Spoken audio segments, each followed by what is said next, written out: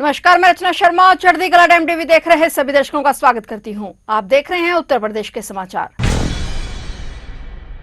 Operation सिंदूर के दौरान अपनी तकनीकी कुशलता साबित करने वाले काउंटर ड्रोन द्रोणम का निर्माण झांसी डिफेंस कॉरिडोर में होगा। ब्लैक गन के नाम से चर्चित इस ड्रोन को हाल में गणतंत्र दिवस परेड में भी शामिल किया गया था और इसे chief of army staff comedian card से सम्मानित किया गया था और पहले चरण में लगभग 150 करोड़ रुपए के निवेश के साथ संयंत्र की शुरुआत की जाएगी। Uttar Pradesh defence industrial corridor ने वर्ष 2026 की शुरुआत में 2 रक्षा विनिर्माण कंपनियों को जमीन आवंटित की है और इस पहल से प्रदेश में रक्षा उत्पादन परिस्थिति का तंत्र मजबूत होगा। कॉरिडोर के झांसी नोड में गुरुत्व सिस्टम प्राइवेट लिमिटेड को 10 हेक्टेयर भूमि आवंटित की गई है। ड्रोनों में ऐसी उन्नत तकनीक का इस्तेमाल किया गया है जो दुश्मन ड्रोन को कबाड़ बना देता है। यह प्रणाली 1 से 8 किलोमीटर की दूरी तक के ड्रोन को पहचानने और उन्हें जाम करके निष्क्रिय करने में सक्षम है। ड्रोनों को सीमा सुरक्षा, आंतरिक सुरक्षा और महत्वपूर्ण प्रतिष्ठानों की सुरक्षा में आसानी से तैनात किया जा सकता है।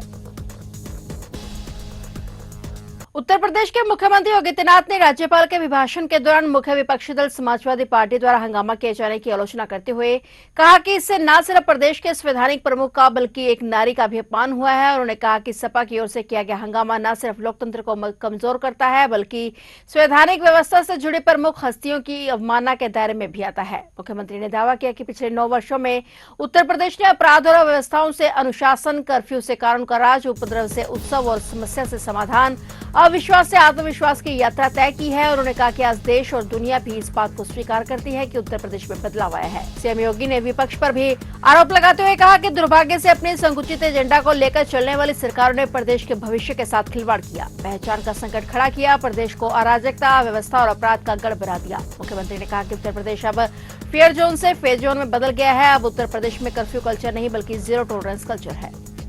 और बहुत सारे सेक्टर हैं जिसमें ये लोग गुमराह करने का काम कर रहे हैं और मैं खासतौर पर इस बारे में कहना चाहूंगा कि संवैधानिक संस्थाओं के प्रति किस प्रकार का भाव इन लोगों का रहता है, ये मैं देख करके भौचक रहता हूं।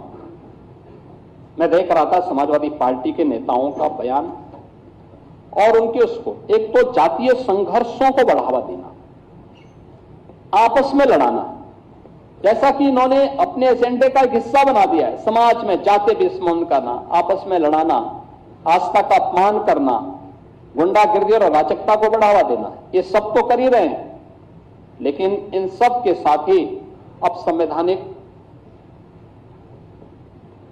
जो हमारे संवैधानिक मूल्य हैं उन पर भी प्रहार करने में नहीं चूकते। अभी आपने देखा होगा वर्तमान में प्रदेश में एसआईआर की कार्रवाई चल रही है। यह भारत निर्वाचन आयोग के द्वारा संपादित होता है। इसमें सरकारों की कोई भूमिका नहीं होती। भारत निर्वाचन आयोग जिस प्रकार की गाइडलाइन जारी करता है, सरकारें नहीं बल्कि तंत्र उसमें उसका अनुपालन करता है। ये सरकार का पार्ट नहीं होता। लेकिन भारत निर्वाचन आयोग एसआईआर की कार्रवाई में ईएसडी में एब्सेंट, डेथ एंड शिफ्टिंग 2,88,00,000 से अधिक लोग या तो अनुपस्थित पाए गए या मृत पाए गए या फिर शिफ्टिंग है।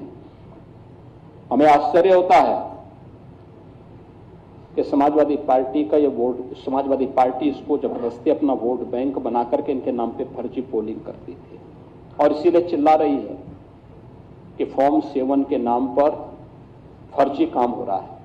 देखिए, तो व्यवस्था एक बनाई है भारत निर्वाचन आयोग ने। पश्चिमी उत्तर प्रदेश के मेरठ जिले में पुलिस ने एक बड़े अंतर्राष्ट्रीय नेटवर्क का भंडाफोड़ करते हुए पाकिस्तानी नागरिक सबा फरहत उर्फ नाजिया को गिरफ्तार किया है। सबा पर आरोप है कि वह पिछले 3 दशकों से भारत में फर्जी दस्तावेजों के सहारे रह रही थी और अपनी बेटी के साथ मिलकर देश विरोधी गतिविधियों में शामिल थी। पुलिस अब इस मामले में आईएसआई कनेक्शन और जासूसी के एंगल से जांच कर रही है। पुलिस जांच के मुताबिक सबा फरहत साल 1988 में मेरठ के जलीकोठी निवासी फरहत मसूद से निकाह के बाद लॉन्ग टर्म वीजा पर पाकिस्तान से भारत आई थी और सबा 3 दशकों से बिना भारतीय नागरिकता लिए यहां पर रह रही थी। उसने खुद को भारतीय साबित करने के लिए सबा मसूद और नाजिया मसूद के नाम पर 2 अलग-अलग वोटर आईडी कार्ड बनवा रखे थे। सवा ने अपने पाकिस्तान में जन्मी बेटी एनम का भी फर्जी कागजात के आधार पर भारतीय पासपोर्ट बनवाया, जबकि उसे भारतीय नागरिकता कभी मिली ही नहीं थी। इस फर्जी पासपोर्ट पर दोनों ने पाकिस्तान समेत कई देशों की यात्राएं भी की। जांच में कई सनसनीखेज दावे किए गए हैं। आरोप है कि सबा के पिता हनीफ पाकिस्तान में आईएसआई के एजेंट हैं और जांच में फर्जी वोटर आईडी कार्ड में बिना अनुमति विदेश यात्रा करने के सबूत सही पाए गए हैं। सबा को गिरफ्तार कर कोर्ट में पेश किया जा रहा है और खुफिया एजेंसियां अब यह पता लगा रही हैं कि सबा ने इस अब तक कौन कौन सी गोपनीय जानकारियां सीमा पार भेजी हैं। इस नेटवर्क में शामिल अन्य मददगारों और फर्जी दस्तावेज बनाने वाले गिरोह की भी तलाश जारी है।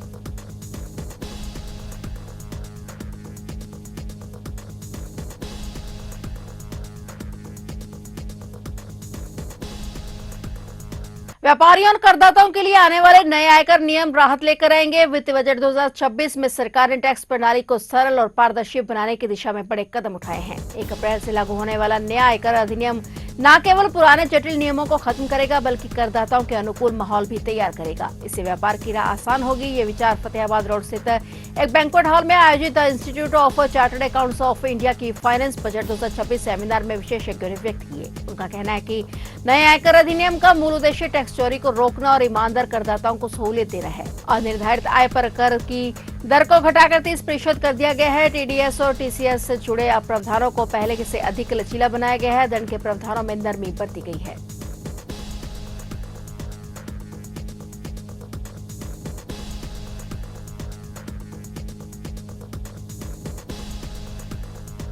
मथुरा जनपद के थाना शेरगढ़ और एसओजी टीम ने एक बड़ी कामयाबी हासिल करते हुए पोस्टमैन के अपहरण और हत्या के मामले में शामिल 2 मुख्य अभियुक्तों को गिरफ्तार कर लिया है। दोपहर को पेगांव कोसी रोड पर हुई पुलिस मुठभेड़ के दौरान एक अभियुक्त गोली लगने से घायल हो गया। पुलिस ने उसके कब्जे से हत्या में प्रयुक्त कार और अवैध हथियार बरामद किए हैं। जानकारी के मुताबिक थाना शेरगढ़ पुलिस और एसओजी टीम मुखबिर की सूचना पर अपराधियों की तलाश में थी और इसी दौरान पुलिस टीम ने शिवा ढाबा के पास से 2 अभियुक्तों को घेराबंदी कर दबोच लिया। पकड़े गए अभियुक्तों की पहचान हरियाणा के पलवल जिले के रहने वाले 2 सगे भाइयों के रूप में हुई है। थाना शेरगढ़ और एसओजी टीम जनपद मथुरा की संयुक्त कार्रवाई द्वारा पोस्टमैन का अपहरण कर हत्या करने वाले 2 आरोपियों को पुलिस मुठभेड़ में घायल होने के बाद गिरफ्तार कर लिया गया। आरोपियों के कब्जे से एक टाटा पंच कार, 2 तमंचा, 315 बोर और 2 जिंदा कारतूस 315 बोर बरामद किया गया है। पुलिस आगे की कार्रवाई में जुट गई है।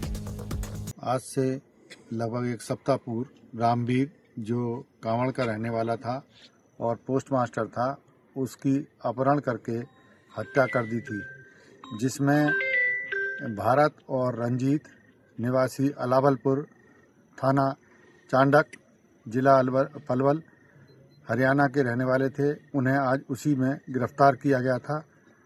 इसी दौरान गिरफ्तारी के दौरान उन्होंने बताया था कि जिस तमंचे से हमने उसकी हत्या की है वह तमंचा पैगांव से आगे कोसी रोड पर छिपा रखा है।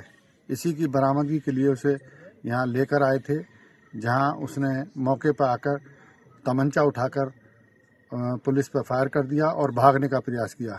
पुलिस ने आत्मरक्षा फायरिंग की, जिसमें उसके पैर में गोली लगी और उसे पुनः गिरफ्तार कर लिया। मौके से एक 315 बोर का तमंचा, 1 खोखा कारतूस, 2 जिंदा कारतूस बरामद किए गए हैं।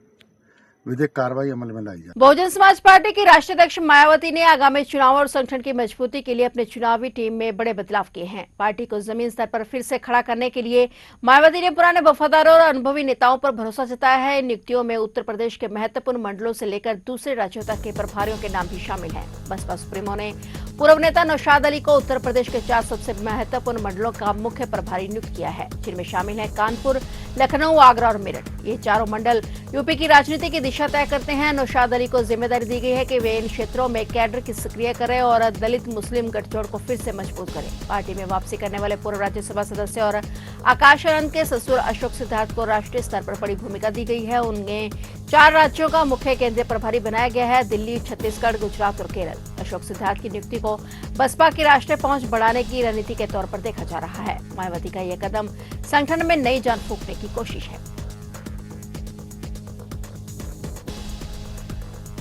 आगरा फतेहाबाद मार्ग पर मुठवाई गांव के पास कैंटर और ट्रक के बीच आमने सामने हुई भीषण टक्कर में दोनों वाहन चालकों की मौके पर ही दर्दनाक मौत हो गई। इस हादसे के कारण सड़क पर यातायात करीब 1 घंटे तक बाधित रहा। सूचना मिलते ही स्थानीय पुलिस मौके पर पहुंची और दोनों शवों को पोस्टमार्टम के लिए भेज दिया गया। पुलिस के अनुसार यह दुर्घटना तब हुई जब आगरा की ओर से नमकीन से भरी एक कैंटर गाड़ी आ रही थी और इसी दौरान फतेहाबाद से आगरा की ओर आ रहा ईंटों से भरा एक ट्रक विपरीत दिशा से आया। मुटावी गांव के पास दोनों वाहनों की सीधे टक्कर हो गई और टक्कर इतनी जोरदार थी कि कैंटर सड़क पर पलट गई, जिससे दोनों ओर का यातायात पूरी तरह से ठप हो गया। हादसे की सूचना मिलते ही फतेहाबाद और डोंकी थाना क्षेत्र की पुलिस तुरंत सक्रिय हो गई। पुलिसकर्मियों ने मौके पर पहुंचकर क्षतिग्रस्त वाहनों को सड़क से हटवाने का कार्य युद्ध स्तर पर चलाया। भारी मशक्कत के बाद यातायात को सुचारू किया जा सका। इस दौरान दोनों वाहनों के चालकों के शवों को दुर्घटनास्थल से निकालकर पोस्टमार्टम के लिए भेज दिया गया ताकि आगे की कानूनी कार्रवाई पूरी की जा सके। प्राथमिक जांच में दुर्घटना का कारण तेज रफ्तार और संभवतः गलत दिशा में वाहन चलाना माना जा रहा है।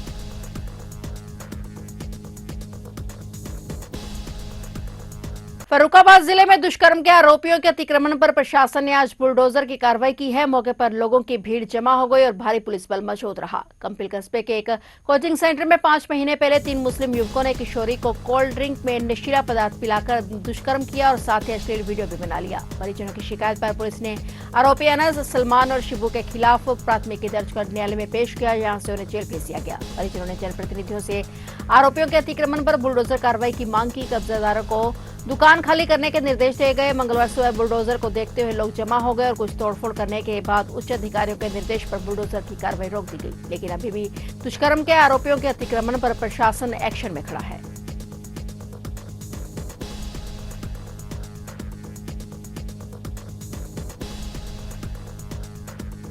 फिलहाल उत्तर प्रदेश के समाचारों में इतना ही और नए समाचारों के साथ फिर से हाजिर होंगे। तब तक के लिए देखते रहिए चढ़ती कला टाइम टीवी।